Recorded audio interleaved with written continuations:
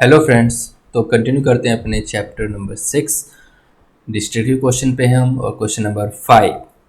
Mister अंतरिक्ष purchase a commercial property in Delhi. Mister अंतरिक्ष ने कमर्शियल प्रॉपर्टी परचेज की है दिल्ली में बिलोंगिंग टू एनआरटी लिमिटेड, जो कि एनआरटी लिमिटेड की है। After entering into an agreement with the company, company के साथ उन्होंने एग्रीमेंट एंटर किया है। At the time of registration mister Antariksh came to know that the title deed of the company was not free. Antariksh को पता चलता है कि जो टाइटल डीड है, मतलब प्रॉपर्टी के जो डॉक्यूमेंट्स हैं, वो फ्री नहीं है। And the company expects is inability to get the title deed transfer. और कंपनी जो है वो ट्रांसफर डीड और टाइटल ट्रांसफर भी, मतलब टाइटल डीड या आरसी को, रजिस्ट्रेशन को ट्रांसफर भी नहीं करा पा रही है अंकित के नाम पे।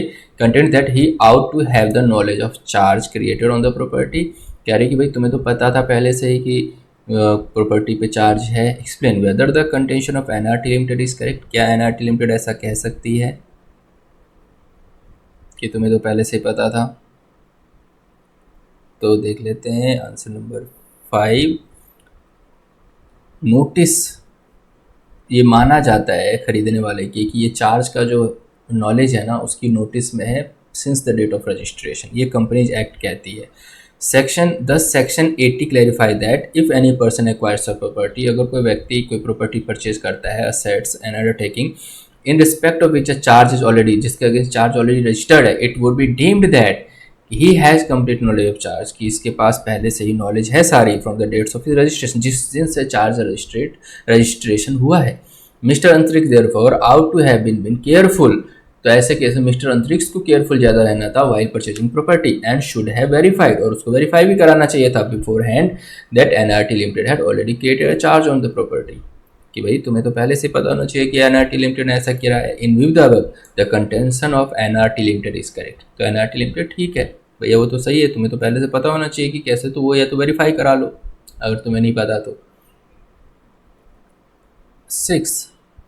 A company is required to keep a register of charges at registered office. Registered office में कंपनी को रजिस्टर ऑफ चार्ज रखना पड़ता है। Consider this statement mention the provision of the companies act. अब इस स्टेटमेंट को देखते हुए कंपनीज एक्ट के प्रोविजन के बारे में बताइए, जो कि कीपिंग ऑफ रजिस्टर्स, जो रजिस्टर को रखने को लेकर है, चार्जेस जितने भी चार्ज क्रिएट हुए वो सब उस रजिस्टर में मेंटेन होने चाहिए। तो क्वेश्चन नंबर 6 है, in respect of keeping the register of charges by a company, section 85 of the Companies Act 2013 and rules 10, एक तो कंपनीज एक्ट हो गए और कुछ रूल्स हैं कंपनीज रूल्स के, वो कहते हैं कि every company shall keep a resistor of charges in the prescribe form. जो उनका तरीका है उसमें चार्ज रजिस्टर मेंटेन कीजिए और रजिस्टर ऑफिस पे रखिए, ठीक है। और वो है CHG7 है रजिस्टर ऑफ चार्जेस, CHG7 में रखना होता है। The register shall include all charges and floating charges affecting any property or assets of the company or any of its undertaking, indicating in each case of prescribed particulars। जो register है उसमें सारे charges mention होने चाहिए, floating charges भी और fix charges भी। Now second, according to proviso to section 85(1), जो प्रोविजो है सेक्शन 85 का, उसके हिसाब से एक copy of the instrument creating the charge shall also be kept at the registered office along with the register of charges। जो register of charges होगा उसके साथ साथ जो इंस्ट्रूमेंट है, कॉपी ऑफ इंस्ट्रूमेंट क्रिएटिंग, मतलब किसके अगेंस्ट, लोन जिसके अगेंस्ट ये चार्ज क्रिएट हो, तो वो लोन के भी डॉक्यूमेंट्स रखने पड़ेंगे आपको। नाउ थर्ड प्रोविजो है, entry of particular of all charges, सारे चार्जेस की एंट्री होनी चाहिए किस असेट के अगेंस्ट है, ठीक है। Second, when to make entries, किस दिन एंट्री करें, जिस दिन क्रिएट हुआ है चार्ज, जिस दिन मॉडिफाई हुआ है, जिस दिन चार्ज सेटिस्फाइड हुआ है। Now third, who can authenticate entries, कौन ऑथेंटिकेट कर सकता है, कोई भी कंपनी का बंदा जो ऑथराइज हुआ है कंपनी के द्वारा, वो इसे ऑथराइज करेगा। Now inspection of register of charges and instrument of charges, कौन इंस्पेक्शन कर सकता है, कोई भी मेंबर कर सकता है। A, by any member or creditor without any payment of fees, बिना किसी फीस की पेमेंट के। B, by any other person or payment on payment of scrap fee, कोई भी दूसरा बंदा कर सकता है लेकिन फ़ी उसको पे करना होगा, ठीक है। और ये इसको ओपन फॉर इंस्पेक्शन, कंपनी को इंस्पेक्शन के लिए ओपन रखना पड़ेगा by any member of creditor किसी भी मेंबर और क्रेडिटर्स के लिए बिना फीस के, और कोई भी अलग पर्सन फी पे करेगा और इंस्पेक्ट कर सकता है। नाउ प्रिजर्वेशन ऑफ रजिस्टर्स, 8 साल तक के लिए आपको ये रजिस्टर मेंटेन करके रखना है। तो पूरा का पूरा नियम बता दिया, तो ऐसे में नंबर तो मिलना ही है। Now question number 7, ABC limited created a charge in favour of okay bank. ABC limited ने चार्ज क्रिएट किया ओके बैंक के फेवर में, विच वॉज ड्यूली रजिस्टर्ड, जो कि ड्यूली रजिस्टर हुआ है। Later on the bank enhance the facility by another 20 crore. अब आगे चल के बैंक ने 20 करोड़ से और उसको कर्जा दे दिया, लोन दे दिया, फैसिलिटी और बढ़ा दी। Now due to an inadvertence the modification in the original charge was not registered. जो मॉडिफिकेशन है किसी भी रीजन से रजिस्टर्ड नहीं हुआ, रजिस्ट्रेशन नहीं कराया। Advise the company as to the course of action to be pursued in the. अब बताइए कंपनी को क्या करना है अगर चार्ज का रजिस्ट्रेशन नहीं कराया तो। ABC Limited is advised to immediately file an application for rectification of register of charge। ABC Limited को हम एडवाइस करते हैं भाई तुरंत CHG 8 form, CHG 8 form immediately file कर दो गवर्नमेंट के साथ, सेंट्रल गवर्नमेंट को। ठीक है, नाउ सेंट्रल गवर्नमेंट के पास पावर है रेक्टिफिकेशन ऑफ चार्जेस का। First, when there was an omission in giving intimation to the registrar, की कोई गलती हो गई है जी, रजिस्ट्रार को हमने नहीं बताया, तो सेंट्रल गवर्नमेंट कर सकती है विद रिस्पेक्ट ऑफ पेमेंट और सेटिस्फेक्शन ऑफ चार्जेस, कुछ फीस की पेमेंट के साथ।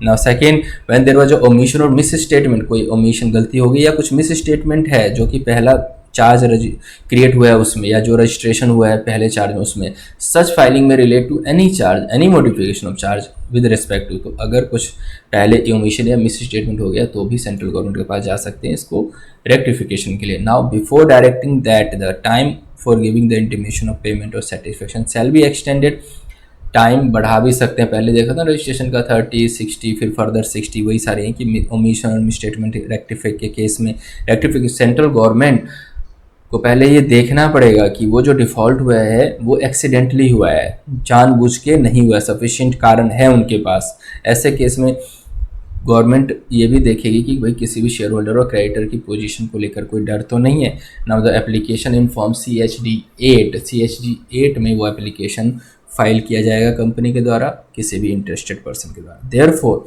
Okay bank can also proceed under section 80, और ओके बैंक भी कर सकती है सेंट्रल गवर्नमेंट के साथ। The order of rectification shall be made by the central government, central government order दे देगी रेक्टिफिकेशन का और फिर बैंक में रजिस्टर हो जाएगा चार्जेस। नाउ क्वेश्चन नंबर 8, और ये क्वेश्चन इस चैप्टर का लास्ट क्वेश्चन है। Ranjit acquired a property from PQR limited. Ranjit ने PQR लिमिटेड से प्रॉपर्टी परचेज कर ली है which was mortgage to Pyramid Bank, जो कि पिरामिड बैंक के पास मॉर्गेज में था। Now he settle the dues to Pyramid Bank. अब रंजीत ने पिरामिड बैंक को ड्यूज दे दिया, जो भी कर्जा था वो दे दिया in full, and the same was registered with the सब registrar who noted that the mortgage had been settled, और उसने उस रजिस्ट्रार को ही बोल दिया कि भैया अब तो मॉर्गेज सेटल्ड हो गया। But neither the company nor Pyramid Bank filed particular of satisfaction of charge, ना ही कंपनी ने ना ही पिरामिड बैंक ने सेटिस्फेक्शन ऑफ चार्ज फाइल किया with the jurisdiction registrar of company ROC के पास। Can Ranjit approach the registrar and seek any relief in this, क्या रंजीत रजिस्ट्रार को अप्रोच कर सकता है और कोई रिलीफ मांग सकता है? Discuss the matter according to the companies act. तो मैटर डिस्कस कीजिए कंपनीज एक्ट के अकॉर्डिंग। तो ये देखिए section 83 of companies act empowers the registrar to make entries, कि भाई रजिस्ट्रार को एंट्रीज करनी होगी with respect to the satisfaction और रिलीज ऑफ चार्ज, और चार्ज को रिलीज करना होगा even if no intimation has been received by him from the company, चाहे कंपनी से इंटीमेशन आए या ना आए, क्योंकि वो तो बता ही रहा है ना कि मैंने चार्जेस पे कर दिए। Now accordingly with respect to any registered charge if an evidence is shown to satisfaction of charge that the debt secured by charge has been paid, अगर रजिस्ट्रार को कोई भी बताता है कि हाँ भाई चार्जेस पे हो गए हैं, तो सेटिस्फेक्शन ऑफ चार्जेस के लिए अब जो रजिस्ट्रार है वो रिलीज कर देगा चार्जेस, और cease to from any part of the company property और undertaking, then he may enter in the register of charges memorandum of satisfaction, फिर रजिस्टर ऑफ चार्ज में memorandum of satisfaction ROC file कर देगा।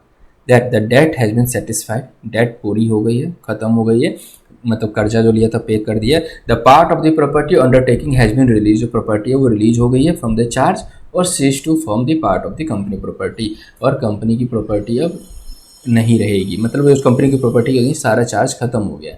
This power can be exercise by the registrar despite the fact that no intimation has been received by him from the company. ये power registrar तब भी exercise कर सकती है चाहे कंपनी उसे इंटीमेट करे ना करे।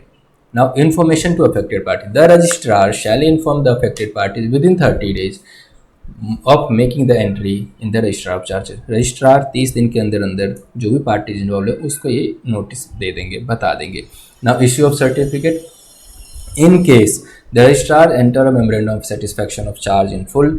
अब जब रजिस्ट्रार को पता चल गया चार्जेस पूरे हो गए हैं, डेट की पेमेंट हो गई है, सेटिस्फैक्शन ऑफ चार्ज हो गया, ही शैल इशू अ सर्टिफिकेट, वो सर्टिफिकेट इशू करेगा registration of satisfaction of charge की। अब हमने सेटिस्फैक्शन ऑफ चार्ज क्रिएट कर दिया, रजिस्टर कर दिया है फॉर्म नंबर CHG 5 में। ये तब होता है जब पेमेंट हो जाती है। Therefore Ranjit can approach the registrar, Ranjit registrar को अप्रोच कर सकता है and show evidence to the satisfaction, और बता सकता है कि देखो जी मैंने ये पेमेंट कर दिया है, और memorandum of satisfaction charge register करवा सकता है, और जो चार्ज पुराना क्रिएट है उसको रिलीज करवा सकता है।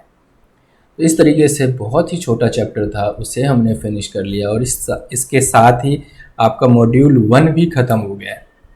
तो मॉड्यूल 1 में 6 चैप्टर थे जो कि हमने कवर कर लिया है।